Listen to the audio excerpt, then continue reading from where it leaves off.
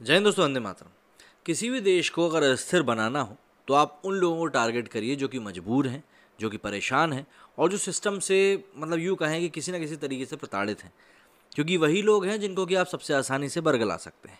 उन तक शिक्षा पहुंच नहीं पा रही है या किसी भी कारण से वो शिक्षा को ग्रहण कर नहीं पा रहे हैं, जिससे कि वो समझदारी भरे फैसले भी नहीं ले पाते हैं।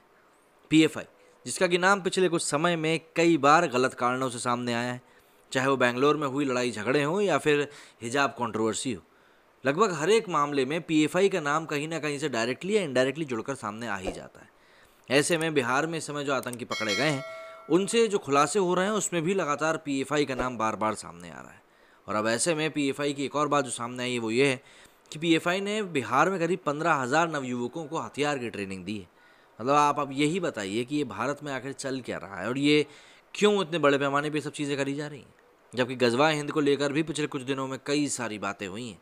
बिहार के बेरोजगार मुस्लिमों को पैसे का लालच देकर देश में आतंक मचाने की साजिश थी। इसके लिए राज्य के 15,000 से अधिक युवकों को हथियार चलाने की ट्रेनिंग भी दी जा चुकी है। पुलिस सूत्रों के मुताबिक ये खुलासा देश विरोधी मुहिम चलाने के लिए मामले में गिरफ्तार हुए अतहर परवेज और अरमान मलिक ने दी है। पटना पुलिस की सूचना में इन्होंने पॉपुलर फ्रंट ऑफ इंडिया मतलब पीएफआई से जुड़े कई खुलासे किए। पुलिस सूत्रों के अनुसार दोनों ने पूछताछ में ये सारी जानकारी दी है। उन्होंने बताया कि इस ट्रेनिंग के लिए राज्य के 15 जिलों में कैंप ऑफिस खोले गए थे। पूर्णिया को हेडक्वार्टर बनाया गया था। फुलवारी शरीफ एएसपी मनीष कुमार ने बताया कि जो सबूत हाथ लगे हैं उनके मुताबिक ये लोग पीएफआई के साथ सक्रिय रूप से जुड़े हुए हैं। पूछताछ पूरी होने वाली है। हम ज़रूरत के मुताबिक इन सभी की रिमांड बढ़ाने की मांग करेंगे। अब कई सारे मीडिया पोर्टल्स को मिली जानकारी के अनुसार पीएफआई के सदस्य पहले गांव मोहल्ले के उन युवकों को चिन्हित करते थे जो अनपढ़ और बेरोजगार थे, घर की माली हालत ठीक नहीं थी और सरकार की व्यवस्था से नाराज रहते थे। चिन्हित करने के बाद सदस्य पहले उनकी थोड़ी बहुत मदद करते थे और फिर धीरे धीरे उनका ब्रेन वॉश करते थे। अनपढ़ युवक उनके झांसे में जांसी आसानी से भी आ जाते थे। इसके बाद उनको ट्रेनिंग देने के लिए व्हाट्सएप ग्रुप से जोड़ा जाता था और धीरे धीरे उन्हें धर्म के नाम पर भड़काया जाता था, तब वो ट्रेनिंग के लिए तैयार होते थे। हालांकि अब तक दोनों ने ये नहीं बताया है कि ट्रेनिंग देने के बाद उन युवाओं को क्या टारगेट देते थे और उनका कोड क्या रहता था। जिन 15 जिलों में पीएफआई की तरफ से मुस्लिम युवाओं को ट्रेनिंग दी गई, उनमें से 10 जिलों के नाम स्पष्ट हो चुके हैं।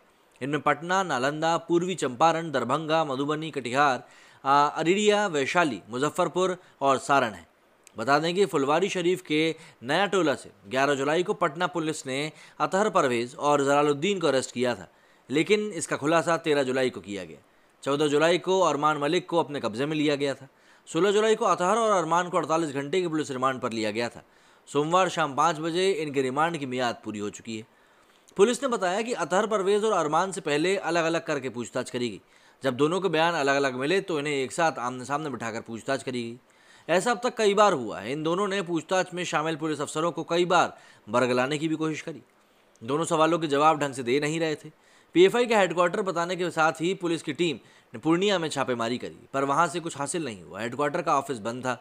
वहां अक्सर आने वाले लोग गायब मिले। हालांकि सूत्रों की माने तो एक रजिस्टर पुलिस के हाथ लगा है, जिसमें वहां आने जाने वाले लोगों के नाम है, पता है और मोबाइल नंबर है, जैसे एक एक करके खंगाला जाएगा। रिमांड पर लिए गए दोनों शख्स से पीएफआई की फंडिंग को लेकर भी कई सवाल पूछे गए। कब, किसने और कितने रुपए दिए, इसके बारे में ही बात करी गई। सूत्र के अनुसार पीएफआई के बैंक अकाउंट में करीब 90 लाख रुपए के ट्रांजैक्शन किए जाने का भी सबूत मिला है और आशंका जताई जा रही है कि हवाला के जरिए पीएफआई को फंडिंग की जाती थी। इसलिए संभावना है कि सोमवार को पटना पुलिस की एक टीम बैंक जाएगी, अकाउंट की पूरी डिटेल्स को भी खंगालेगी। पीएफआई के इस केस में अब तक कुल 4 संदिग्धों की गिरफ्तारी हुई है, जिसमें अतहर परवेज, मोहम्मद जलालुद्दीन, अरमान मलिक और नूरुद्दीन जंगी शामिल है। नूरुद्दीन दरभंगा का रहने वाला है और उसने प्रतिबंधित आतंकी संगठन सिमी के पूर्व सदस्य को जेल से छुड़ाने में मदद करी थी। शनिवार को लखनऊ से गिरफ्तार किए गए एडवोकेट को रविवार की सुबह पटना लाया गया। दिन भर की पूछताछ के बाद देर शाम को पटना सिविल कोर्ट में पेश किया गया और फिर वहां से 23 जुलाई तक के लिए जुडिशियल कस्टडी में उसको भेज दिया गया। वहां उसे आतंकियों वाले सेल में रखा जाएगा। अब जाहिर सी बात है, ये जो बातें निकल कर सामने आ रही हैं ये काफ़ी ज़्यादा मतलब अचरज में डालने वाली हैं कि भाई आखिर भारत में ये सब चल क्या रहा है। और बिहार जहाँ पर नीतीश कुमार की सरकार है, क्या उनको इस बारे में कहीं से कहीं तक भी कोई खबर नहीं पता चल पाई कि उन्हीं के राज्य में ये सब चीज़ें क्या चल रही हैं? मेरे इस वीडियो में फिलहाल इतना ही। जय हिंद, जय भारत।